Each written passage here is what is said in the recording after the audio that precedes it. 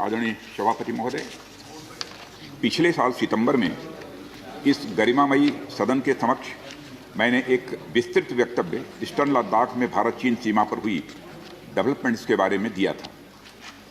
मैंने यह बताया था कि चीन द्वारा पिछले वर्ष अप्रैल मई 2020 के दौरान ईस्टर्न लद्दाख की सीमा के समीप भारी संख्या में शस्त्र बल तथा गोला बारूद आदि इकट्ठा कर लिया गया था। चीन द्वारा एलएसी के आसपास कई बार ट्रांसग्रेशन का भी प्रयास किया गया था। हमारी सशस्त्र सेनाओं ने उन सभी प्रयासों के दृष्टिगत उपयुक्त जवाबी कार्रवाई की थी। राष्ट्र के साथ इस सदन ने भी उन वीर भारतीय सैनिकों को श्रद्धांजलि दी थी जिन्होंने भारत की सीमा की रक्षा करते हुए अपना बलिदान दिया था। आज मैं इस सदन को कुछ और महत्वपूर्ण डेवलपमेंट्स के बारे में बताना चाहता हूं। सभापति महोदय, पिछले वर्ष सितंबर से दोनों पक्षों ने एक दूसरे के साथ मिलिट्री और डिप्लोमेटिक चैनल्स द्वारा संवाद स्थापित कर रखा है। हमारा यह लक्ष्य है कि एलएसी पर डिसएंगेजमेंट तथा यथास्थिति हो जाए ताकि पीस एंड ट्रैंक्विलिटी पुनः स्थापित हो सके। मैं संक्षेप में वहां की ग्राउंड सिचुएशन के बारे में सदन को दोबारा अवगत कराना चाहता हूं। सदन को ज्ञात है कि चीन ने अनधिकृत तरीके से लद्दाख केंद्र शासित प्रदेश के लगभग 38,000 वर्ग किलोमीटर पर 1962 के संघर्ष के समय से कब्जा बना लिया है। इसके अतिरिक्त पाकिस्तान ने अनधिकृत तरीके से पाक ऑक्युपाइड कश्मीर में भारत की लगभग 5,180 वर्ग किलोमीटर भूमि तथा कथित चीनो पाकिस्तान बाउंड्री एग्रीमेंट 1963 के तहत चीन को दे दिया है। इस प्रकार चीन का 43,000 वर्ग किलोमीटर से ज़्यादा भारतीय भूमि पर अनधिकृत कब्जा है। चीन पूर्वी क्षेत्रों में भी अरुणाचल प्रदेश की सीमा पर करीब 90,000 वर्ग किलोमीटर 90,000 वर्ग किलोमीटर भूमि को अपना बताता है। भारत ने इन अनजस्टिफाइड क्लेम्स तथा अनधिकृत कब्जे को कभी भी स्वीकार नहीं किया है। सभापति महोदय, मैं सदन को यह भी बताना चाहता हूं कि भारत ने चीन को हमेशा यह कहा है कि बाइलेटरल रिलेशन दोनों पक्षों के प्रयास से ही विकसित हो सकते हैं।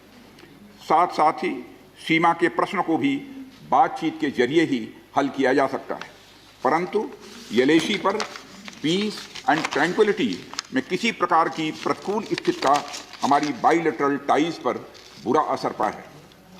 इससे चीन भी अच्छी तरह अवगत है। कई हाई लेवल ज्वाइंट स्टेटमेंट में भी यह जिक्र किया गया है कि एलएसी तथा सीमाओं पर पीस एंड ट्रैंक्विलिटी कायम रखना बाइलेटरल रिलेशन के लिए यह अत्यंत आवश्यक है।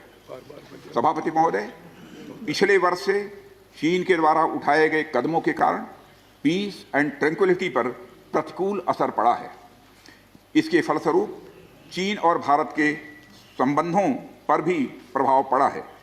उच्च स्तर पर चीन के साथ कई बार बातचीत के दौरान, जिसमें मेरे द्वारा चीनी रक्षा मंत्री के साथ पिछले सितंबर की बैठक और मेरे सहयोगी विदेश मंत्री श्री जयशंकर जी की चीनी विदेश मंत्री के साथ तथा हमारे एनएसए श्री अजीत जी डोभाल की अपने चीनी काउंटर पार्ट के साथ बातचीत शामिल है। हमने यह स्पष्ट कर दिया है सभापति महोदय कि यह अत्यंत आवश्यक है कि एलएसी के सभी फ्रिक्शन पॉइंट पर डिसएंगेजमेंट किया जाए ताकि पीस एंड ट्रैंक्विलिटी पुनः स्थापित हो सके। सभापति महोदय, पिछले वर्ष मैंने इस सदन को अवगत कराया था कि एलएसी के आसपास ईस्टर्न लद्दाख में कई फ्रिक्शन एरियाज बन गए हैं। चीन ने बड़ी संख्या में सेना एवं गोला बारूद आदि भी एलएसी के आसपास तथा उसके पीछे अपने क्षेत्रों में इकट्ठा कर लिया है। हमारे सशस्त्र सेनाओं द्वारा भी भारत की सुरक्षा की दृष्टि से एडिक्वेट तथा इफेक्टिव काउंटर डिप्लॉयमेंट भी किए गए हैं। मुझे यह बताते हुए सभापति महोदय गर्व महसूस हो रहा है कि भारतीय सेनाओं ने इन सभी चुनौतियों का डटकर सामना किया है सभापति महोदय, तथा अपने शौर्य एवं बहादुरी का परिचय पेंगांग त्सो के साउथ एवं नॉर्थ बैंक पर दिया है। सामरिक दृष्टि से महत्वपूर्ण कई क्षेत्रों को चिन्हित कर हमारी सेनाएं कई पहाड़ियों के ऊपर तथा हमारे दृष्टिकोण से उपयुक्त अन्य क्षेत्रों पर भी मौजूद हैं। भारतीय सेनाएं अत्यंत बहादुरी से लद्दाख की ऊंची दुर्गम पहाड़ियों तथा कई मीटर बर्फ के बीच में भी सीमाओं की रक्षा करते हुए अडिग हैं और इसी कारण हमारा एज बना हुआ है। सभापति महोदय, हमारी सेनाओं ने इस बार भी यह साबित करके दिखाया है कि भारत की संप्रभुता एवं अखंडता की रक्षा करने में वे सदैव हर चुनौती से लड़ने के लिए तत्पर हैं और अनवरत कर रहे हैं। सभापति महोदय, पिछले वर्ष से मिलिट्री एंड डिप्लोमेटिक लेवल पर चीन के साथ हमारा संबंध बना रहा है। इस बातचीत में हमने चीन को यह बताया है कि 3 सिद्धांतों के आधार पर हम इस समस्या का समाधान चाहते हैं। फर्स्ट, दोनों पक्षों द्वारा एलएसी को माना जाए और उसका आदर किया जाए।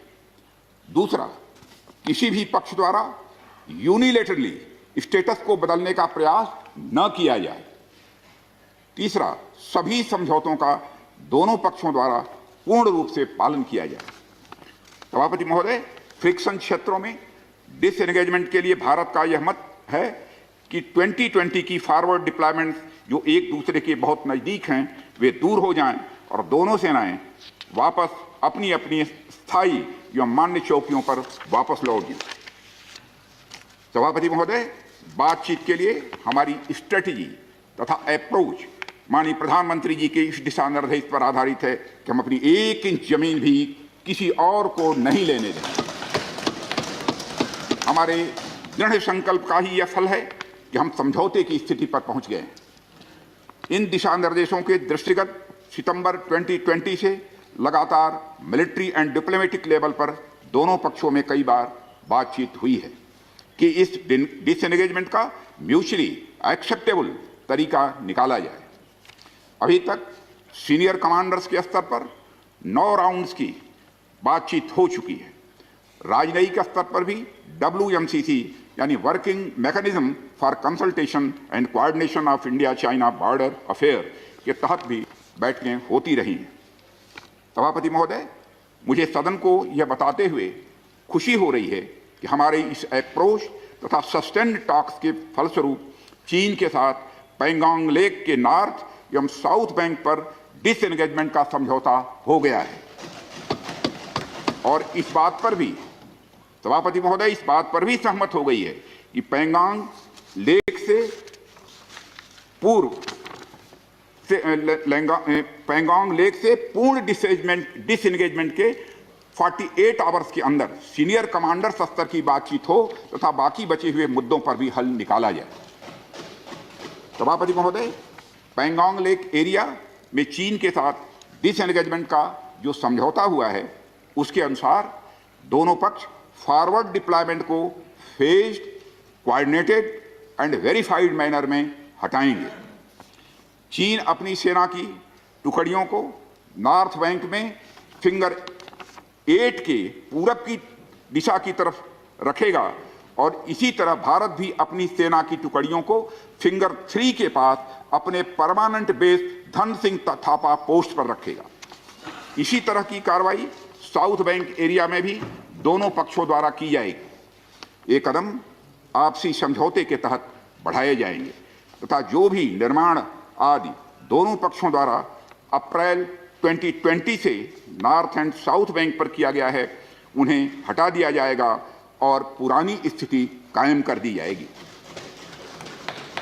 सभापति महोदय, यह भी तय हुआ है कि दोनों पक्ष नॉर्थ बैंक पर अपनी सेना की गतिविधियां जिसमें परंपरागत स्थानों की पेट्रोलिंग भी सम्मिलित है को अस्थायी रूप से स्थगित रखेंगे। पेट्रोलिंग तभी शुरू की जाएगी जब सेना राजनयिक स्तर पर यानी डिप्लोमेटिक लेवल पर आगे बातचीत करके समझौता बनेगा। इस समझौते पर कार्रवाई कल से नॉर्थ एंड साउथ बैंक पर प्रारंभ हो गई है। यह उम्मीद है इसके द्वारा पिछले साल के गतिरोध से पहले जैसी स्थिति बहाल हो जाएगी। सभापति महोदय, मैं इस सदन को आश्वस्त करना चाहता हूं कि इस बातचीत में हमने कुछ भी खोया नहीं है। सभापति महोदय, सदन को यह भी जानकारी देना चाहता हूं अभी भी एलएसी पर डिप्लॉयमेंट तथा पेट्रोलिंग के बारे में कुछ आउटस्टैंडिंग इशूज बचे हुए हैं। इन पर हमारा ध्यान आगे की बातचीत में रहेगा। दोनों पक्ष इस बात पर सहमत हैं कि बाइलेटरल एग्रीमेंट्स तथा प्रोटोकॉल के तहत पूर्ण डिसएंगेजमेंट जल्द से जल्द कर लिया जाए। अब तक की बातचीत के बाद चीन भी देश की संप्रभुता की रक्षा के हमारे संकल्प से पूरी तरह और अच्छी तरह अवगत है। हमारी यह भी अपेक्षा है कि चीन द्वारा हमारे साथ मिलकर बचे हुए मुद्दों को हल करने का पूरी गंभीरता के साथ प्रयास किया जाएगा। सभापति महोदय, मैं इस सदन से आग्रह करना चाहता हूं कि मेरे साथ संपूर्ण सदन हमारी आर्म्ड फोर्सेस की इस विषम एवं